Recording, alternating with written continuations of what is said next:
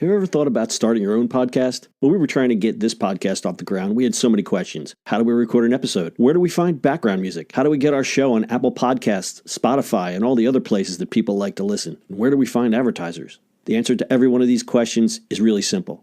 Anchor. Anchor is a one-stop shop for recording, hosting, distributing, and monetizing your podcast.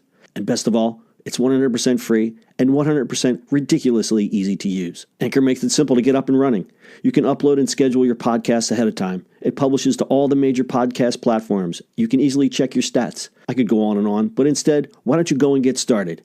Go to anchor.fm/start to join the e-commerce minute and a diverse community of podcasters already using Anchor. That's anchor.fm/start. We can't wait to hear your podcast. It's the E-commerce Minute, your daily dose of e-commerce, tech, and retail news with your hosts, Bart Mraz and John Suter. The E-commerce Minute is a production of Sumo Heavy, a digital commerce consulting firm in Brooklyn, New York, and Philadelphia. Find us on the web at sumoheavy.com. It's the E-commerce Minute, episode 289. In today's episode, Optoro helps companies cope with returns. Oh, returns. I have to cope with them now. According to the National Retail Federation, 8% of all goods sold get returned, and an almost equal amount wind up as excess inventory. They struggle with the flood of returns. It's estimated that returns vary from 25% of all goods bought online to upwards of 50% for apparel. These returns can pose a problem for retailers of any size. The numbers are staggering. Returns in the U.S. add up to about $260 billion. DC-based Optoro sees opportunity in these returns. The 8-year-old company uses data analytics to help brands determine the best way to sell off excess inventory. The company lists Target, Jet, and Staples as clients, among others. The algorithms powering its cloud-based software tracks all items across the supply chain to predict best possible actions, checking data about prices set by other online vendors selling the same or similar returned or overstocked items. Warehouse scanners instruct workers to send the items to the channel that will recover the most cash. Optoro can reroute goods, their bulk sales site bulk.com, bulq.com, or their discount goods site blink.com, blinq.com, or to their Amazon or eBay online stores. Optoro software also routes goods to other channels, including recyclers and charities. Optoro, in turn, saves companies millions of dollars in unsold returns, as well as providing a better customer experience. Optoro recently closed a $75 million funding round and has raised $244.4 million to date. Optoro. Talk about selling unused goods on steroids. Yeah. So this business is a huge business. It's referred to as reverse logistics. How about that? Interesting. It's a huge business. There's actually a reverse logistics trade association. And I saw the logo. All the letters are turned backwards. I just made that up.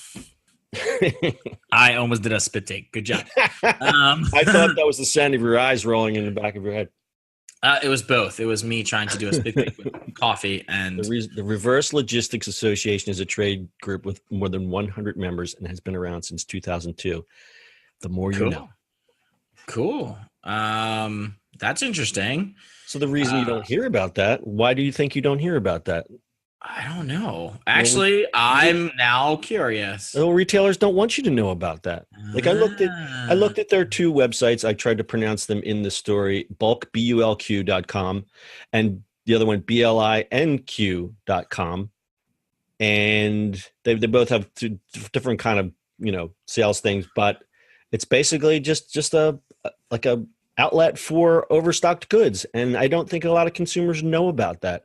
And I think a lot of consumers still to this day, even though they go to Big Lots. Yeah. Big Lots that's the Big Lots concept. Yeah. But you go to Big Lots and think, oh, well, is this stuff defective? But if you look and you see something online, it's like, oh, we have overstocked goods.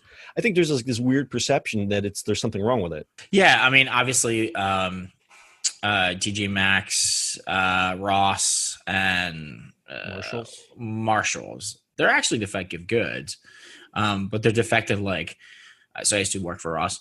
The defective, a string is in the wrong place and you don't see it, but for quality purposes, it's defective. So they sell them for cheapo. Or if it's like on Seinfeld, the little dot that no one can see. Yeah, it's all those things, right?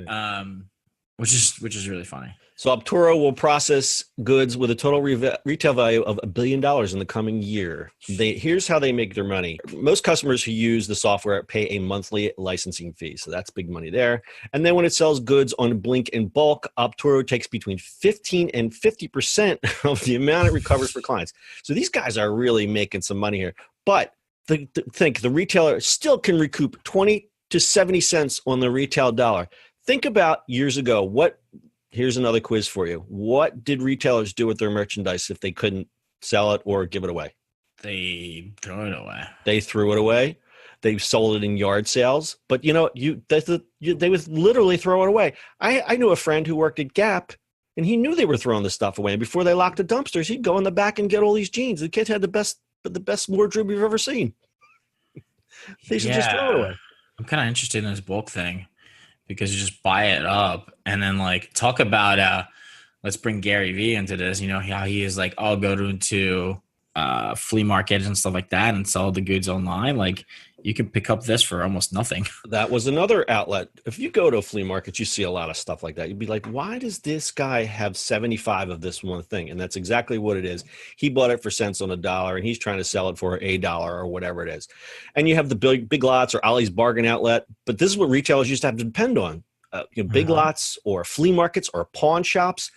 And they would maybe get 5 cents on a dollar. So even with Optoro taking their licensing fee for the software and taking their 15 to 50%, they're still 20 to 70 cents on a dollar. That's great. Yeah. John, remember what was the site we used to look at that had like the bulk stuff? Do you remember?